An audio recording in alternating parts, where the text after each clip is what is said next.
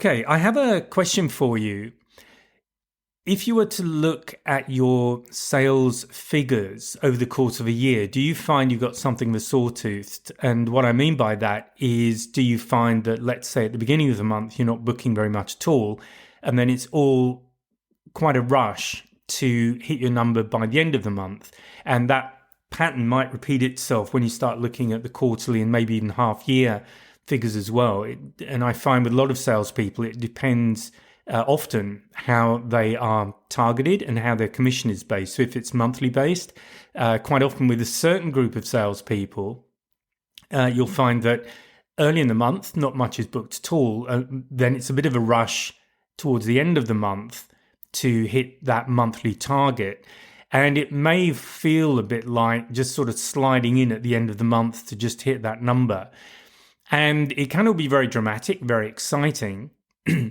But from a business perspective, and really from a long-term perspective, unless you really get off on the adrenaline rush of just nailing it at the last minute every month, which some people do, but to be honest, it's probably not the best way to approach business.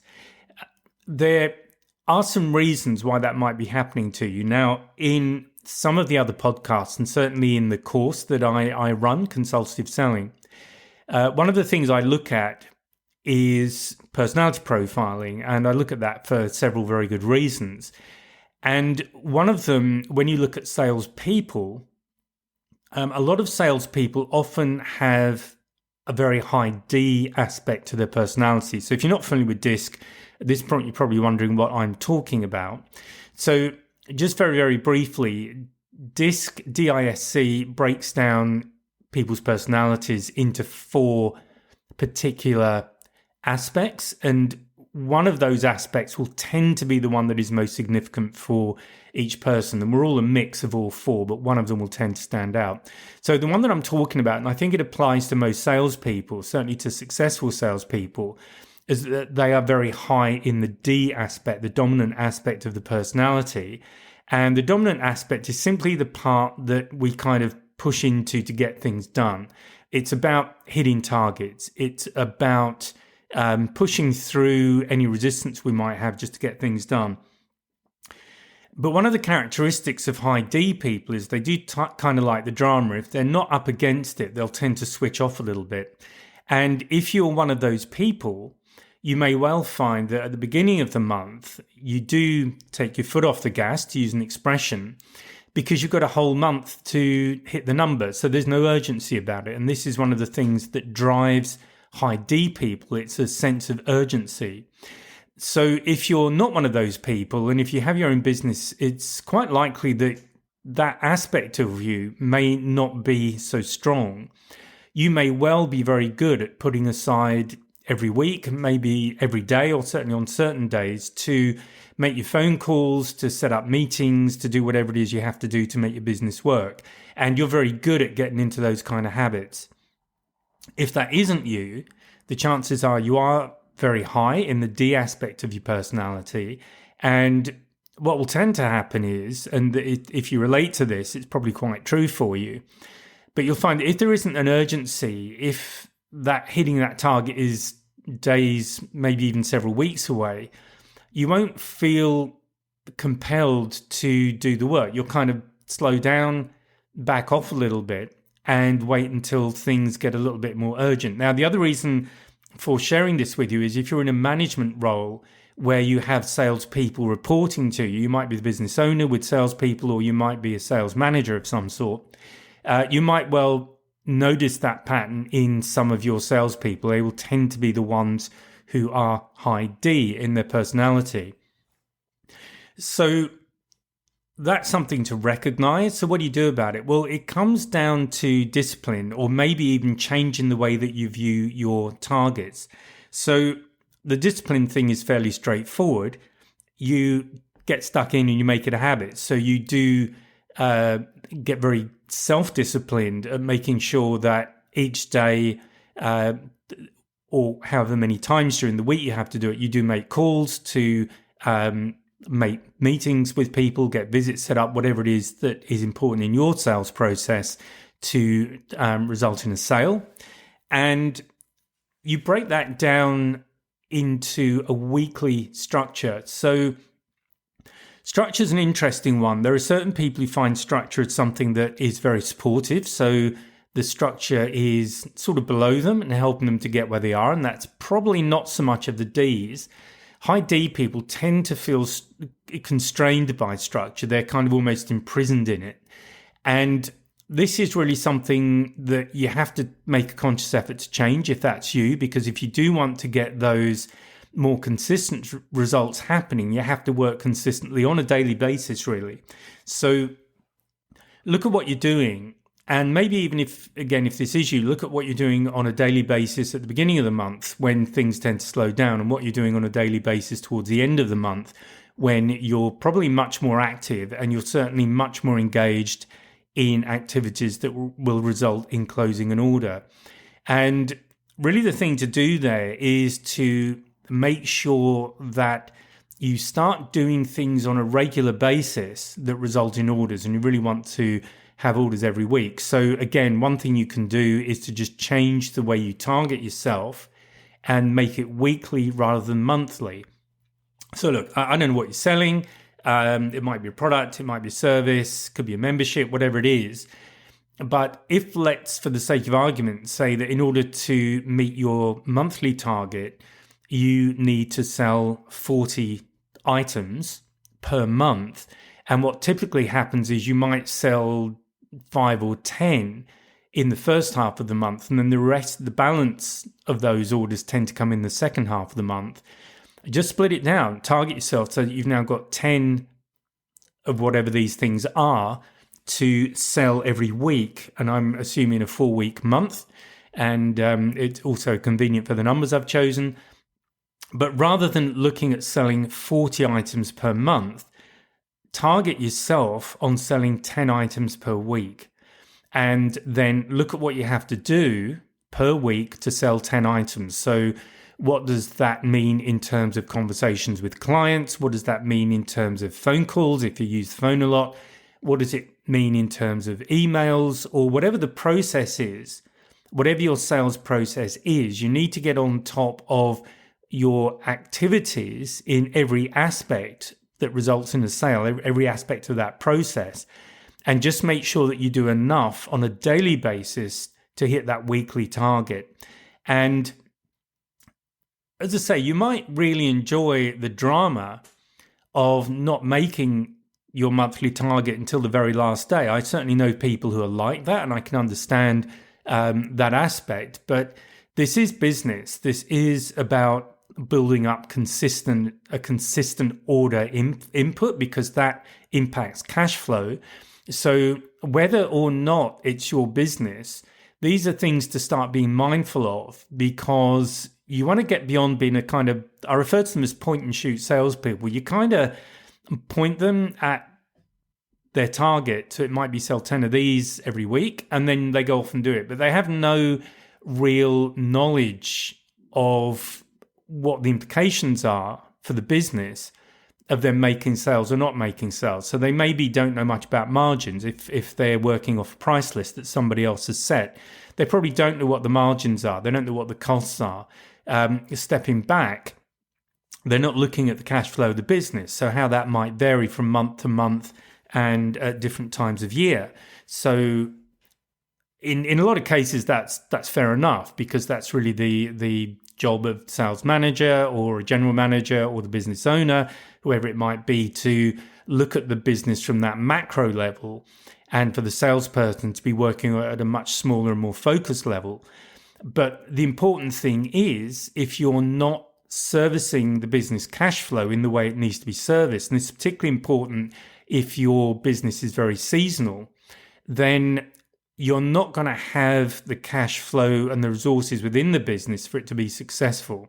So while I am not proposing that salespeople are that engaged in the business to that level, I think it is important they have a knowledge that it is important for them to hit their targets regularly and consistently in order for the business to be successful. Certainly, if you're a business owner, this is going to be something that you're very aware of, and you will be much more aware of the seasonality of what you do, and therefore how you need to adjust your targets throughout the year. So if you are working on monthly targets, which is probably the sensible way to go, you'll know what you need to hit and when in order to, at the end of the year, not only hit your target, but have a good cash flow throughout the year, because obviously without cash flow in the business, you have real trouble. So pulling it back down to consistency in sales, if you do find that you're very much running the kind of monthly sales business where you get periods where there are no orders and then there's kind of rush of orders at the end of the month, the question really is to ask yourself, what can you do to make that less dramatic? What can you do to bring orders in earlier in the month? Now, again, depending on what you do, it might not be possible. Certain businesses, and I've worked in some where I've been working with government, and they tend to do all of their spending. Let's say they've got a fiscal year, and I'm going to talk about a end of June fiscal year, because that's one that I work with in Australia. Quite often, what would happen was that the major orders would happen in Q3, so from January to March, and what would drive them would be delivery times.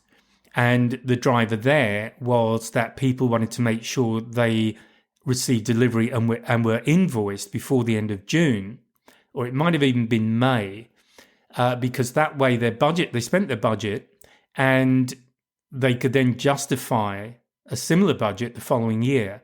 So again, is this something that some of your clients at least are thinking about? Are they working on an annual budget? And that might be awarded some months before the end of the year. So what do you need to do to help them to justify the same budget next year if some of your clients work that way? Do you even know if that's how some of your clients work?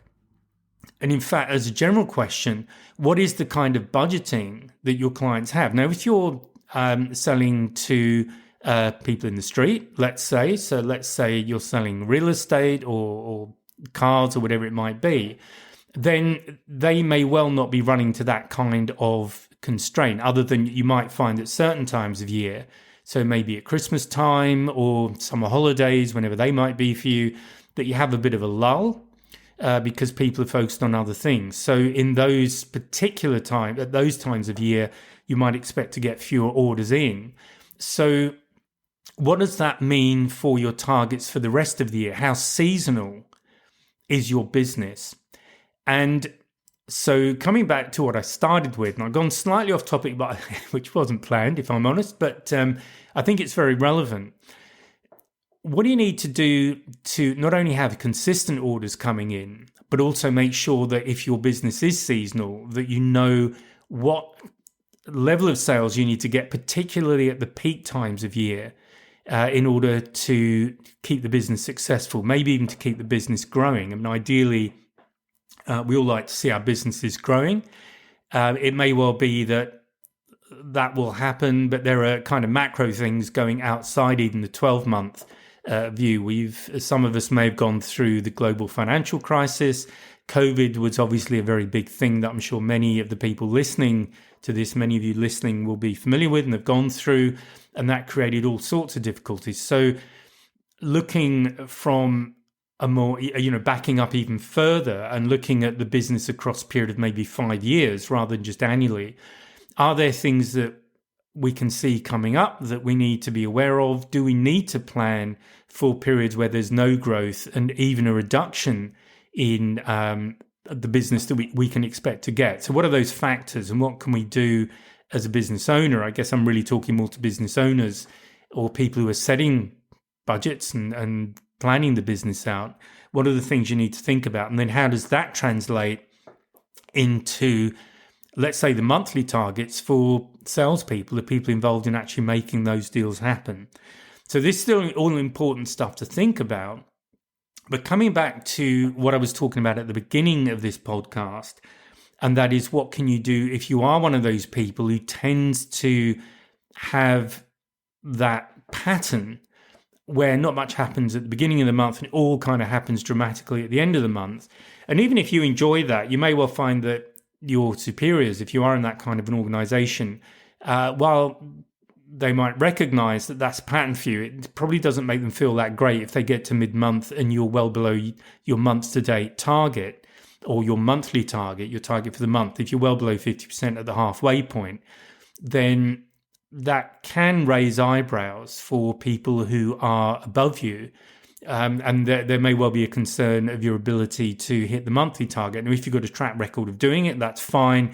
But if you're quite new to sales and you don't have that kind of a track record, then that's certainly likely to raise some flags for management above you if you're in that situation.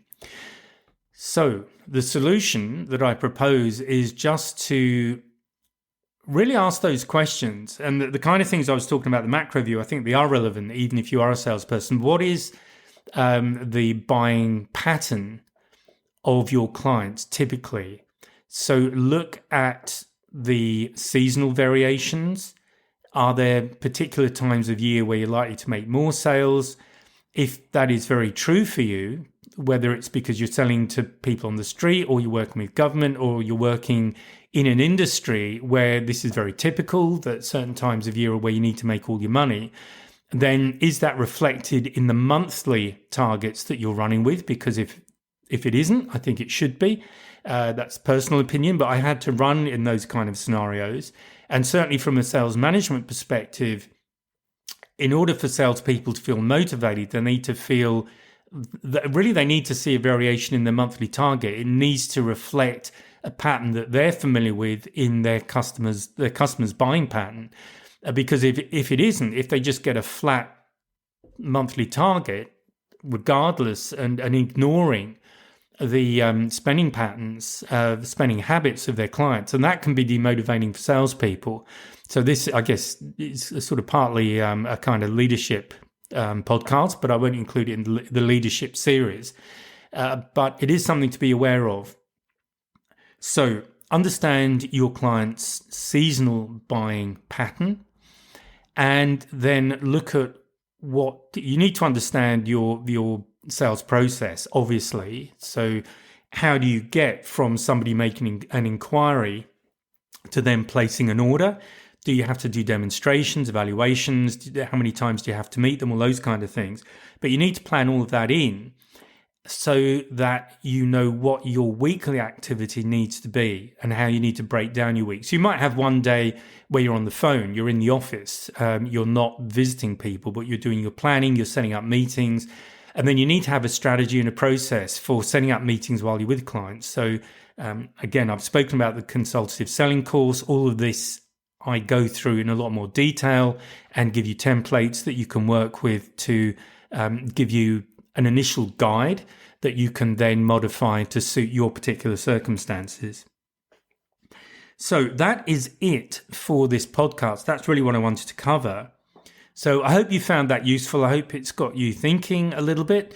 And maybe you're not one of these people, a high D person who tends to go for the drama. It's not particularly going for the drama. It's just a way that we are wired, because I'm very high D.